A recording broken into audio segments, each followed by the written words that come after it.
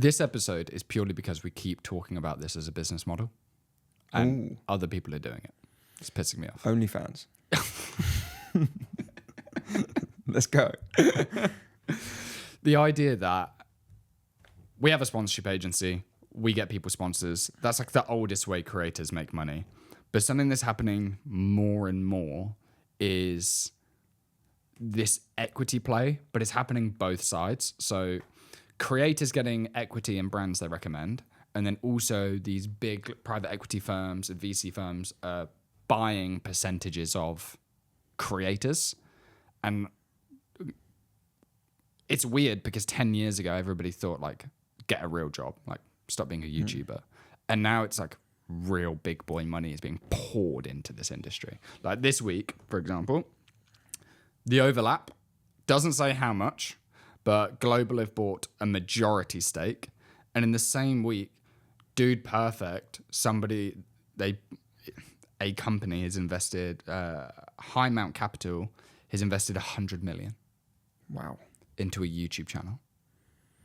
And then the flip side of it is YouTubers then getting equity in brands that are sponsoring them, right? So I know like with Chris Williamson, I don't know exactly all the companies, but he recommends like 8 Sleep and Element, and there's like a backpack, but I do know that some of those he's got equity deals in. Yeah, and we met another creator, we met Dan Martell, didn't we? We spoke to him, and anything he promotes on his, not anything, but most things he promotes on his YouTube, he's invested in, or he's got equity. And also as a creator, you get deals that you wouldn't normally get. We were speaking to Simon Squibb the other day, and he was talking about one of his investments, which people were like begging for it, and he got it because of who he is and the sort of promotion he can do. And the amount of money that's worth now was significant, right? So not only do you as a creator get the opportunity to invest in companies using your assets, but you get opportunities that a traditional investor might not. Yeah, I don't know if we're allowed to say the brand, but it's probably top 10, maybe top 15, like most wanted private companies, like people that want to invest in these companies. I think it's worth 10 figures. It's 6.6 billion. Yeah, crazy stuff. So being a creator is a real job now, apparently. Crazy, right? Would you give away a portion? I know this is just getting off the ground, but would you give away a percentage of your channel to like an investment firm? I think there would have to be more value than just money. We spoke to someone the other day who spoke about the investment world, which is not something we've been in particularly, but he said as soon as you get investors, you're not self-employed anymore. It's not your business. You answer to someone. If you want to travel, you need to get things signed off. Yeah. So we've spoke about it before in terms of we've had potential investors for our business, and we've always said, okay, what's the value they provide beyond money? Because you don't want it to just be money and then you're buying a boss. Yeah. Right?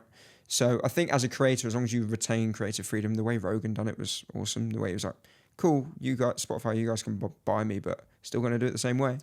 His was like a license deal, wasn't it? So it's like Spotify essentially bought the advertising inventory. Okay, yeah, that makes sense. So it's like they go, it was a 5-year deal, 200 million, then a 5-year extension, 250. So they basically said, we're going to give you $450 million, upfront, 5 years. It's like, but you're not allowed to sell any advertising, and we can sell whatever advertising we want at whatever price. So like, that sounds like a fucking great deal, because he's like, cool, I'm going to leave LA, go to a state with better taxes, and I'm just going to chill the fuck out. Yeah. Great move. But then there's some, like, for example, in the Overlap example, is like, they've actually purchased a stake, the majority stake. So it's like, now as the creator, you're not even the controlling shareholder. Yeah, and will it affect the creative output? Now, I think everyone's favourite thing about these football presenter-led podcasts is you get to see the true side of them, not the version that's wearing a suit on Sky Sports doing match analysis, but actually you're getting to see these famous footballers turned pundits swear, share their genuine opinions, share backroom like stories from the change rooms that would never make it on TV. Does that mean that now them getting bought out means they've got someone to answer to? I actually don't think it will, not for the Overlap, because you see them associated with Sky Bet as it is, and obviously Gary Neville has a massive affiliation with Sky. And Global being a podcast related brand, I don't think they'd go in there and then try and change it to make it like he is on TV. And I don't think they'd want to do that either. We've seen it with their ads, like the Huel ads they done got ridiculed for being awful. So they've this year gone and changed it up and taken the piss. And I bet it's performing a lot better. So I don't think it will have that effect for this show in particular, but I think new players in the podcast game, if they go and try and buy these shows without really understanding it and then try and directing the host what to do and not giving them full creative freedom, then that's where you'll see a downfall. Well, I guess money talks. So essentially the play is that the investment firm says they are buying overlap, and that is going to be part of them creating a network. So obviously the way that these networks work is they buy the big dog, whoever that is, and then they try and spin up other, I'm guessing it's going to be sports related. So they're going to find more football shows, rugby shows, golf shows, basketball shows, whatever, and then they're going to promote them on all of the other podcasts until they're... And then once you've cross-promoted and now you've got this, millions and millions of viewers across all these different niches, like then you go and find a whale, like hypothetically, like a McDonald's or a Nike. Basically, one of these massive companies, they can afford it, and they go, do you want all of our inventory for a huge price? So at that point, if that brand, because there's only, maybe a couple of thousand, if that, maybe a couple of hundred brands that actually have the budget to spend on something like that. So if they go, yeah, we'll do it, but this needs to change. This needs to change. So I can maybe see a world where that might happen. It's like between Global and Gary Neville. By the way, this isn't just them. There's last year, 81 creators, long form creators, were bought. Wow, that's insane. So the year before, it was 69. So it's like a 30% increase. Yes, it's up. Still, it's showing growth up, but 81 creators bought. So it might not happen with Global and overlap, but it could be that, it's very easy for that to happen, where suddenly you love a podcast and then they get bought and then it's not what it once was. I think if it's the ads, then it's not the end of the world. If it's the actual creative direction and then they get restrained in terms of how they can, the sort of content they produce, then that's a bit different. But that's what I'm saying is like that advertiser might say, I want this to look a certain way, or you can't talk about that. Because actually that was what happened with Spotify and Joe Rogan. Because he was getting all sorts of, claimed controversial people during COVID and lockdown. There's a lot of conversation around, vaccines and all sorts of things. And that's when they just licensed him, bought him, whatever you want to call it. And there were advertisers backlash, and there was backlash within Spotify saying like, we shouldn't have this, but part of the deal is you do what you want. Yeah, I do what I want. You don't own it. So do you think overall it's a good thing or a bad thing for the industry? I think it's a good thing because it's choice. Do you know what I mean? It's like, as a fan, I can see the potential downside to it. Yeah. Because it's like, it might change the thing I love. But I think as a creator, as somebody in the creator economy, it's like, I think it's a fucking great thing. But realistically, because it's not something you can sell. No. Like you can't sell 100% of it because it just doesn't work. But if you can sell a majority stake and you're going to get paid $100 million, I think absolutely you probably should. Yeah, very fair. And to flip the script then, what about creators getting equity? Genius. Because we spoke to someone the other day who was like, I'm going to raise money and I'm going to spend that money I raise on marketing through influencers. But why not cut out the middleman of the investor that I've then got to You've got a boss. You've got a boss, like you say. And just give the creators the equity. And it makes a lot of sense. And a lot of the top creators, particularly in the business space, are doing it already.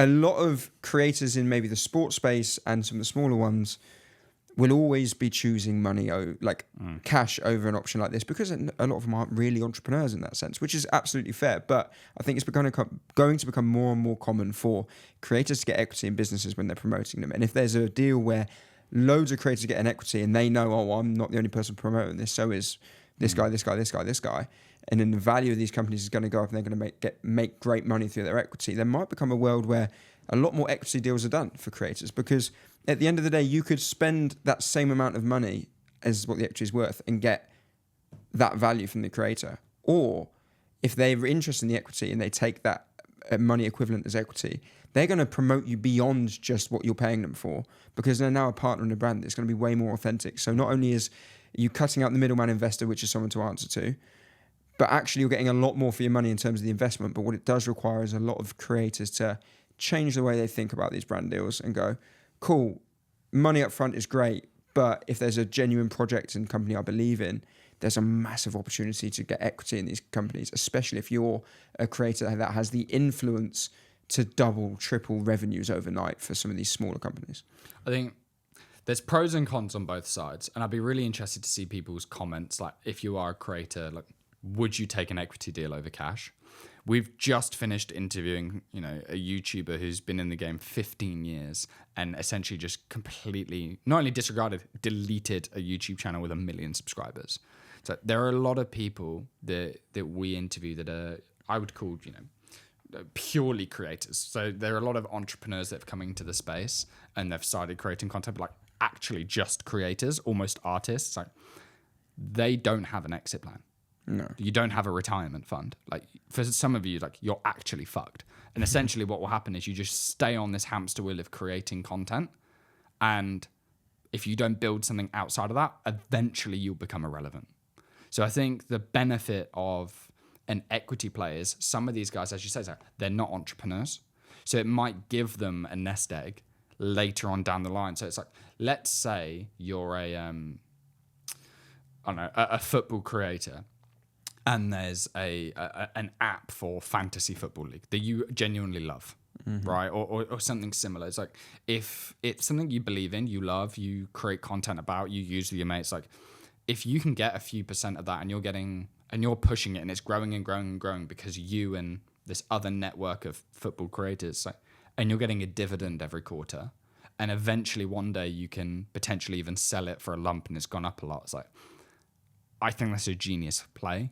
And most people are too short-sighted, and they probably think they're going to be relevant for forever. It's like, most creators won't be. And you do have to build something outside, or at least when you are getting your brand deals, you're fucking investing it into something. Now, you mentioned the main benefit from brands is people are going to work way harder. Yeah. You're it's not just, hey, here's 10 grand for a brand deal. They collect a check, they do a video, and then they move on. It's like, they're going to keep pushing it. They're going to push it outside of that video on different channels, in person. They're going to talk about it. It's going to end up on their Instagram stories. They're going to do so much more. But then it's like, how do you find the brands that are willing to do that? Because basically it's like, the really big brands that are going to continue to grow and aren't going to go anywhere, it's like, they're not going to give you stock. They don't need to. No. And, we spoke to like somebody the other day, and they're like, Nike doesn't need to. And if you brought this to them, they'd probably say, listen, we're going to pay you a fee, and if you want to go to the public markets and invest, great, that's on you. It's like, they're just not going to. But smaller companies will.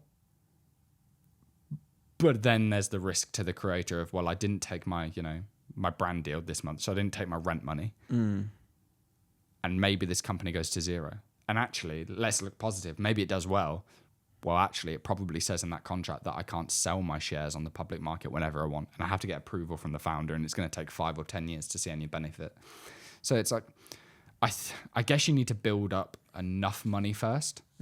You need something that you can survive, and you're not scrambling for money. Yeah. And then when you're in a decent spot, I think this is a great move.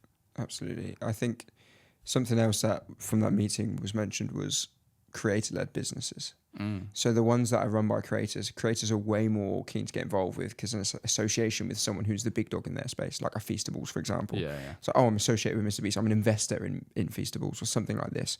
You see it with New Tonic, you see it with Prime. These guys absolutely killing it. And that is where I think you're more likely to get a creator to say, yes, I'll take equity in this business. And they know, they love the creative business, they understand the creative business, they know it's going to keep flying and flying, and they know if they're not the only one, and there's a whole group of them also pushing it, and the association with this North Star creator, those are the businesses where this is likely to work first in. And I say first like it's not working now. We've spoke to multiple people who are creators that have equity in businesses and promote them. So it's happening now at the very, very top, but can this filter down to not even the mid-level creators, the massive ones that are living off great sponsorship deals and brand deals, but for those guys, is there a scope if there's a brand that they love to say, hey, like, can we explore a partnership? I don't want paying, but I want equity in your business. And for those brands, are they brave enough to go, this is a bit better than a traditional investor, this? Or is it better than getting $1 million worth of investment and then paying this guy $1 million to promote it? Actually, if you can give him that equivalent in equity, he will drive it up through the roof because he's going to do more than what you would on a typical advertising budget. And you get the association with this creator and all the other things that come with it. There's far more benefit for the brand if they're creative about it. And it's the right creator and they genuinely believe in the brand. I guess the flip side is if the creator then just decides to stop uploading, then what? So you'd need to have some sort of contract in place. Yeah, so you'd have like that sounds stupid. You need some sort of contract. Yeah. Obviously you need a contract, but you'd need some sort of minimum deliverables in place. Yeah, and you'd have, if I'm starting a company and I'm hiring you as my CEO and I'm giving you equity, so there's normally like a vesting period, like you have to be employed for like 3 years or whatever, and it's drip fed in, whatever. But it's like, with a creator, it's like, how do you do that? Is it based on how many videos, how many impressions? Like, I guess you can be very creative. You can kind of do whatever you want. But I guess you have the same risk with Facebook ads. You have the same risk with a traditional brand deal. It's like, I could go raise 100 grand, give you 100 grand, and then not perform.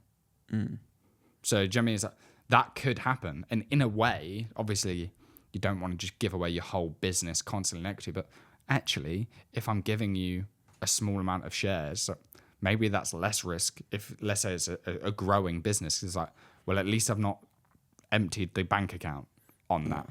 I've given you some promotion. Oh, it didn't quite work. So, well, we've still got that cash in the bank that can be used for something else. Yeah, and there's so much value in association now.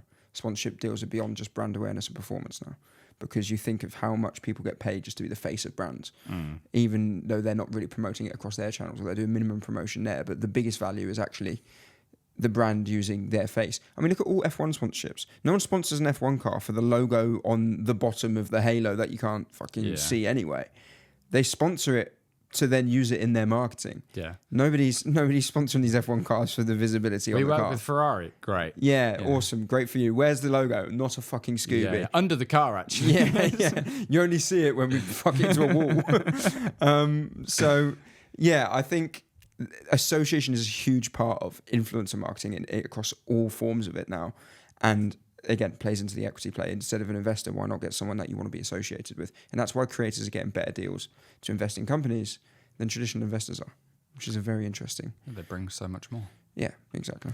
Well, I'd be really interested to see the guys from Newtonic, because I think they're the ones that are most publicly doing this. Yeah. So they made a massive sort of hoo-ha about who their investors were. They obviously got Dan Martell, they've got Daniel Priestley.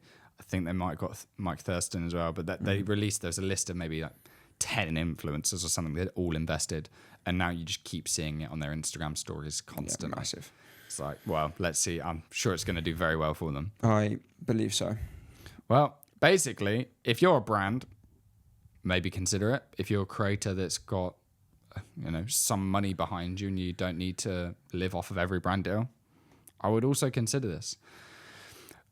Giving away a massive percentage of your media company as a podcaster or YouTuber, I'm still not necessarily convinced. But if somebody waves 100 million in front of me, if somebody waves 5 million in front of me, I'm gone. Someone waves 50 quid, I'll be honest, I'll consider it.